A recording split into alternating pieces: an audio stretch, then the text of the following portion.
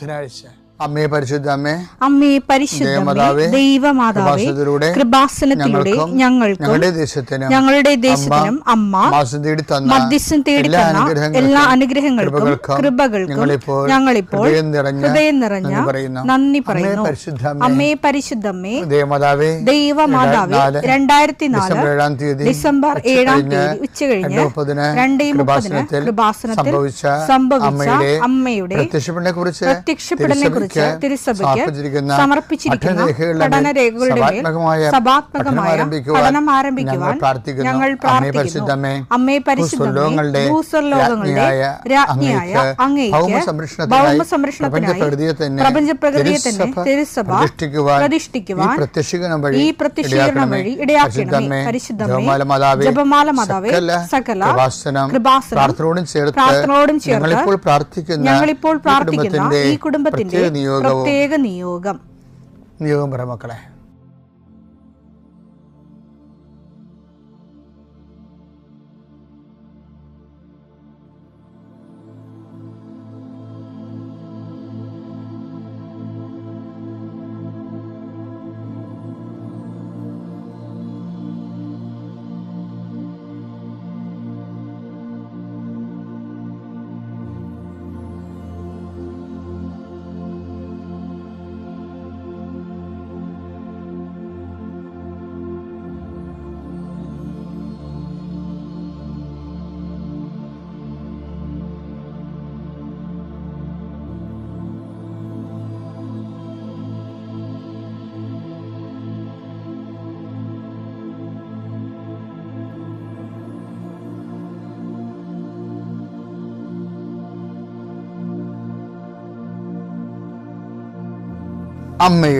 അമ്മയുടെ പ്രത്യക്ഷീകരണത്തിന്റെ ഈ അനുഗ്രഹവേളയിൽ ഞങ്ങൾക്ക് സാധിച്ചു തരുവാൻ കനിയണമേ.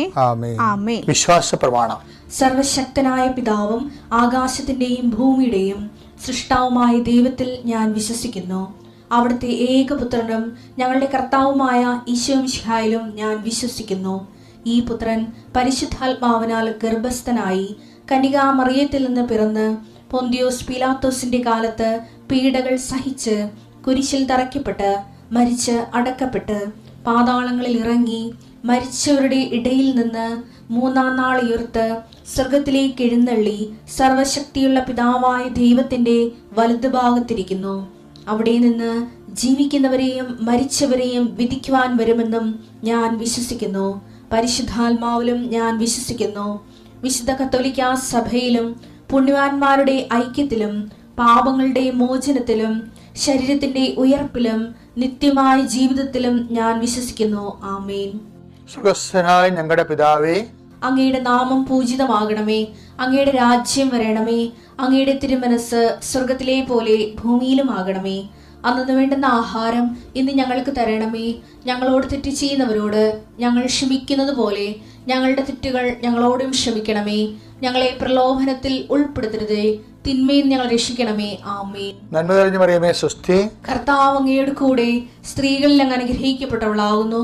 അങ്ങയുടെ ഉദരത്തിൻ ഫലമായി ഈശോ അനുഗ്രഹിക്കപ്പെട്ടവനാകുന്നു. പരിശുദ്ധ മറിയമേ, തമ്പുരാന്റെ അമ്മേ, പാപികളായ ഞങ്ങൾക്ക് വേണ്ടി ഇപ്പോഴും ഞങ്ങളുടെ മരണസമയത്തും തമ്പുരാനോട് അപേക്ഷിക്കണമേ. ആമേൻ. കർത്താവേ, നിന്റെ ഉന്നതമായ നാമത്തിന് സ്തോത്രം ചെയ്യുന്നു. കർത്താവേ, നിന്റെ വിശുദ്ധ പൗരോഹിത്യത്തെ മഹത്വപ്പെടുത്തണമേ. കർത്താവെ, സഭയിലുള്ള സാന്നിധ്യം പ്രകടമാക്കണമേ. 40 വർഷം ഞാൻ അർപ്പിച്ച കൃപാനയുടെ യോഗ്യതയാൽ കൃപാസ്ഥാനത്താറെ ജീവനോടെ പ്രത്യക്ഷപ്പെട്ട പരിശുദ്ധ അമ്മയുടെ മാധ്യസ്ഥത്തിലെ ഞാൻ മക്കളെ ആശീർവദിക്കുന്നു. ഞങ്ങൾ ചില പ്രോജക്റ്റുകൾക്ക് വേണ്ടിയും ചില പോംവഴികൾക്ക് വേണ്ടിയും ജീവിതത്തിലെ ചില പ്രയാസങ്ങൾ, സാമ്പത്തിക വിഷയങ്ങളായാലും മറ്റു വിഷയങ്ങളായാലും മാറുന്നതിന് വേണ്ടി സംസാരിക്കാൻ പോകുന്ന വ്യക്തികളിൽ, നിങ്ങൾ സംസാരിക്കാൻ പോകുന്ന വ്യക്തികളിൽ ഇന്ന് പരിശുദ്ധാത്മ നിറയട്ടെ. സുന്ദരി മാതാവ് സമയത്തിനധികമായ പരിശുദ്ധ അമ്മ കൃപാസന മാതാവ് ഇന്ന് നിങ്ങളുടെ കൂടെ യാത്രയാവുകയും നിങ്ങളുടെ കൂടെ വരികയും ചെയ്യട്ടെ. നിങ്ങൾക്ക് സംസാരിച്ച് ഒതുക്കാൻ പറ്റാത്ത വിഷയങ്ങൾ, നിങ്ങൾ സംസാരിച്ച ശരിയാകത്തില്ലെന്ന് തോന്നുന്ന സ്ഥലങ്ങളിൽ കർത്താവ് തന്നെ മറുപക്ഷത്ത് നിന്നുകൊണ്ട് നിങ്ങൾക്ക് അനുകൂലമായ ഒരു സാഹചര്യം ഉണ്ടാക്കിത്തരാൻ കർത്താവിൻ്റെ നാമത്തിൽ ഞാൻ നിങ്ങളെ ആശീർവദിക്കുന്നു. കർത്താവേ,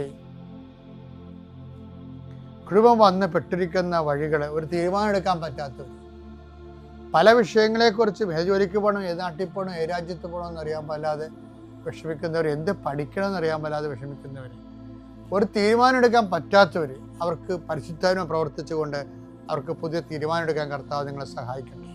എൻ്റെ കർത്താവിൻ്റെ ഉന്നതമായ നാമത്തിൽ സഭയുടെ അധികാരത്തിൽ കുരിശിൻ്റെ അടയാളത്തിൽ ദൈവശക്തിയാൽ രോഗപീഠകൾ, വേദന രോഗങ്ങൾ, മറ്റ് വ്യക്തികളുമായിട്ടുള്ള വഴക്കുകൾ, കേസുകൾ, കോടതി കേസുകൾ, പോലീസ് കേസുകൾ, ഇൻ്റർവ്യൂകൾ, ടെസ്റ്റുകൾ, പരീക്ഷാ ഫലങ്ങൾ നിങ്ങൾക്ക് അനുകൂലമായിരിക്കാൻ പരിശുദ്ധ മാതാവിൻ്റെ മധ്യസ്ഥയിൽ ഞാൻ നിങ്ങളെ യേശുനാമത്തെ ആശീർവദിക്കുന്നു. നിത്യപിതാപുത്രൻ പരിശുദ്ധാത്മാശ്വരശ്വരം നീക്കുവാവേ. മക്കളെ, ദൈവമായിട്ടുള്ള ഒരു യാത്ര വളരെ ഫ്രൂട്ട്ഫുൾ ആകാനുള്ള ചില രഹസ്യം പറഞ്ഞുതരാം. അതിലൊന്ന്, ഒരു ദിവസത്തെ വ്യാപാരം കഴിയുമ്പോഴേ ഇപ്പം നമ്മളെ കടക്കാർ, ഞാനേ നമ്മുടെ ജോമോൾ സിസ്റ്ററിന് ഒരു റിങ് വാങ്ങിക്കാൻ പോയി, ജോമോൾസിൻ്റെ വ്രതവാഗ്ദാനത്തിനെ.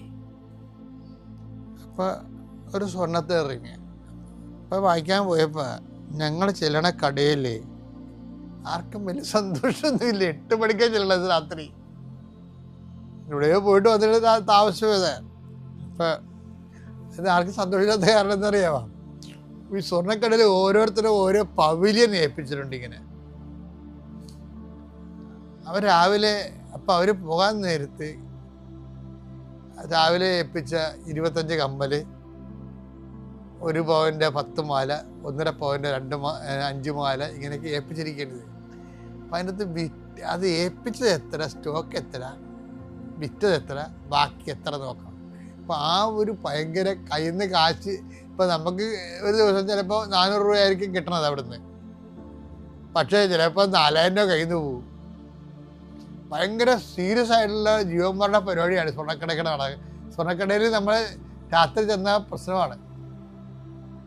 അപ്പോൾ അവരെല്ലാവരും ഇങ്ങനെ മുള്ളേ നിൽക്കുകയും. അപ്പോൾ ഞാനിങ്ങനെ ഓർത്തതേ, നമ്മുടെ ജീവിതവും ഇങ്ങനെയാണ്.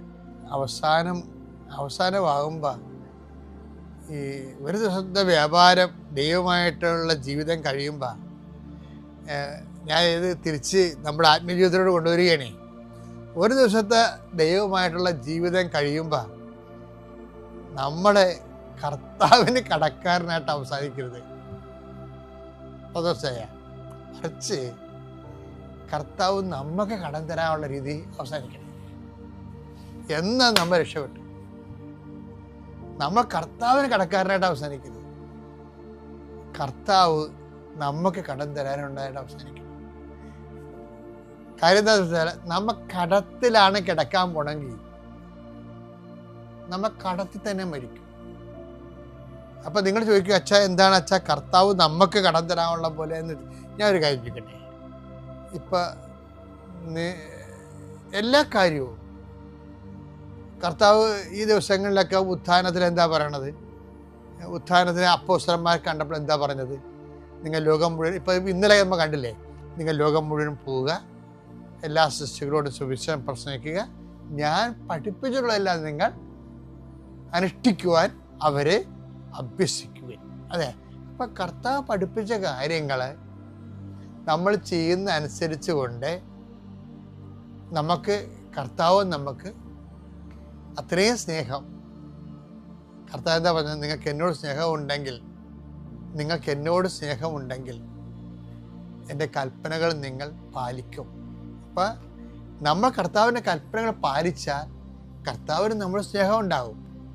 അപ്പോൾ അത് കർത്താവിന് സ്നേഹം നമുക്ക് തന്ന് വീട്ടാനുള്ള രീതി വേണം നമ്മുടെ ഓരോ ദിവസം അവസാനിക്കാൻ. അങ്ങനെ ശ്രദ്ധിക്കണം, നല്ലതായിരിക്കും, എന്നാൽ സൂപ്പറായിരിക്കും. നമ്മൾ ഇപ്പം പലപ്പോഴും അവസാനിക്കാമെന്ന് അറിയാമോ? നമ്മൾ ഇപ്പം നിങ്ങളുടെ കുമ്പസാരം നീളുമ്പോൾ തന്നെ എനിക്ക് പേടിയാണ്. എന്താ കാര്യം? കർത്താവിന് അങ്ങോട്ട് കൊടുക്കാനുള്ള രീതിയിലാണ് ജീവിതം പോണതില്ല. എല്ലാം അത് കൊടുത്താലും തീരാത്ത രീതിയിലാണ് ജീവിതം പോണത്. അപ്പം എന്താ പ്രോബ്ലം വെച്ച് കഴിഞ്ഞാൽ, ഇപ്പം ഉദാഹരണത്തിന് ഇപ്പം ഞാനൊരു ദിവസം ഞങ്ങളുടെ ഹോളിൽ ചെന്നപ്പോൾ ഒരു കസേര ഒടിഞ്ഞ് കിടക്കണം, കാല്. ആ കസേരയ്ക്ക് 18,000 രൂപയാണ്. അത് കാലൊടിഞ്ഞു പോയി. ആരുടെ അടിക്കാൻ വന്ന കക്ഷികൾ ഒടിച്ചിട്ടതാണ്. പക്ഷെ അടിക്കാൻ വന്ന കക്ഷി വന്ന് രഹസ്യത്തിൽ എന്നോട് പറഞ്ഞു, എൻ്റെ കയ്യിൽ നിന്ന് വന്ന അബദ്ധമാണെന്ന് പറഞ്ഞു. ചില ആൾക്കാരാണെങ്കിൽ വീട്ടിൽ പോലും ഗ്ലാസ് പൊട്ടിയാൽ പോലും പറയത്തില്ല. എന്നിട്ട് എന്ത് ചെയ്യും? ഇപ്പം നിങ്ങൾക്ക് എടുത്തപ്പോൾ വസി പൊട്ടിപ്പോയി, നിങ്ങളുടെ പിഞ്ഞാണം പൊട്ടിപ്പോയി, പക്ഷെ പറയത്തില്ല. എന്നിട്ട് അമ്മ കിടന്നിട്ട് കാരണം കേൾക്കാം, ആരാണ് പൊട്ടിച്ചത്, സത്യം പറ എന്ന് പറഞ്ഞാൽ മിണ്ടത്തില്ല. കാര്യം നിന്റെ കളവ് നീ പൊട്ടിച്ച് കളഞ്ഞത്, നീ സത്യം പറഞ്ഞുമില്ല, ആ കളവ് മറ്റുള്ളവരെ സംശയത്തിൽ നിഴലാക്കി. അപ്പം എന്താണ്? കടവായി. കർത്താവ് ഈ കടം ഒരിക്കലും തീരത്തില്ല. അതാണ് ഈ കടം തീർക്കണമെങ്കിൽ നമ്മൾ സ്വയം ഏറ്റു പറഞ്ഞിട്ട് ആ സാധനം മേടിച്ച് അവിടെ വെക്കണം. അപ്പോൾ ആ കടം തീരണ്ട. പക്ഷേ പല കാര്യങ്ങളും ഇങ്ങനെയല്ല അവസാനിക്കണം. ദൈവം നമ്മൾ ദൈവത്തിന് കൊടുത്ത് വീട്ടാനുള്ള പോലെ അവസാനിക്കണം. അങ്ങനെ അവസാനിച്ചാൽ വന്നുള്ള കുഴപ്പത്തിൽ നമ്മൾ പിരിഞ്ഞു പോകത്തില്ലേ? പിരിഞ്ഞു പോകുമ്പോൾ നമ്മൾ ഓരോ ദിവസവും കിടക്കാൻ പോണത് കടത്തിലാണെങ്കിൽ മരിക്കാൻ പോണതും കടത്തിലായിരിക്കും. മരിച്ചു കഴിഞ്ഞാൽ ആരെ കൊടുത്ത് വിട്ടുമെന്ന് നിങ്ങൾ വിചാരിക്കണത്? മക്കളാ കൊടുത്ത് വിടത്തില്ല. ഇതിൻ്റെ കാരണം എന്ന് വെച്ച് കഴിഞ്ഞാൽ, ഞാൻ ചില സമയത്തൊക്കെ ഈ ആൾക്കാരെ കാണുന്നത് ഈ യൂറോപ്പിൽ നിന്നും അമേരിക്കയിൽ നിന്നും അല്ലാത്ത സ്ഥലത്തു നിന്നും എവിടെ നിന്നായാലും ഇവർ ലീവിന് വരണില്ലേ? ലീവിനൊക്കെ വരുമ്പോൾ അവർ കുറേ ഉത്തരവാദിത്തമായിട്ടാണ് വരുന്നത്. തൃശ്ശൂർ കൊണ്ടുപോയി അവിടെ 20,000 രൂപ കൊടുക്കണം. അപ്പുറത്ത് അവരടുത്ത് കൂട്ടുകാർ കൊടുത്തുവിട്ടിരിക്കുന്ന കാശാണ്. അതുകൊണ്ട് ഇവർ കൊണ്ടുവന്ന് കൊടുക്കുകയാണിത് ഓരോ സാധനമായിട്ടും സമ്മാനമായിട്ടും. നേരത്തെ കൊടുത്തു കഴിഞ്ഞാൽ അപ്പോൾ 2-3 ബാഗ് ഈ സാധനം മറ്റുള്ളവർക്ക് കൊടുക്കാനുള്ളതായിരിക്കും കൊണ്ടുവന്ന് വെക്കണത്. ഇങ്ങനെ കൊടുത്ത് നടന്ന് ഇവിടെ ലീവ് തീർന്നു. ഇവർ വിമാനത്തെ തിരിച്ചു പോകുന്ന സമയത്തായിരിക്കും, അയ്യോ അപ്പൻ്റെ കുഴിക്കെ പോയി പ്രാർത്ഥിച്ചില്ലല്ല, കഷ്ടമായി. അത്രേ ഉള്ളു. ചിരിക്കണ്ട, അത്രേ ഉള്ളു. വിമാനത്തെ ഇങ്ങനെ തടിക്ക് കൈ കൊടുത്തിരിക്കും, ചുമ്മാ കാവട്ടെ. അവർ തിരക്കിലാണ്. നീ കടമുണ്ടാക്കി വെച്ചിട്ട് നിന്റെ മക്കളെ വീട്ടു എന്ന് വെച്ച് കഴിഞ്ഞാൽ നടക്കത്തില്ല. കടത്തിലാണ് നീ മരിക്കണമെങ്കിൽ, നീ കടത്തിലാണ് ഓരോ ദിവസവും നീ കിടക്കണമെങ്കിൽ കടത്തിൽ തന്നെ നീ മരിക്കും. അപ്പം നമ്മുടെ മുമ്പിൽ ഒരു ഒറ്റ ഓപ്ഷനേ ഉള്ളൂ. എന്താണ്? കർത്താവ് ഇങ്ങോട്ട് തരാനുള്ള രീതിയിൽ ഓരോ ദിവസവും അവസാനിക്കാൻ കർത്താവ് നിന്നെ അനുഗ്രഹിക്കട്ടെ.